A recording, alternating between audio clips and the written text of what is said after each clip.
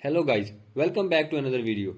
In this video, I will show you how to fix Sea of Thieves connection or server issues on your Windows in PC and laptop. So to fix this issue, follow every step as I am showing in this video. And do not forget to subscribe this channel and also press the bell icon for the latest upcoming videos. Hope so this will fix your problem and help you a lot.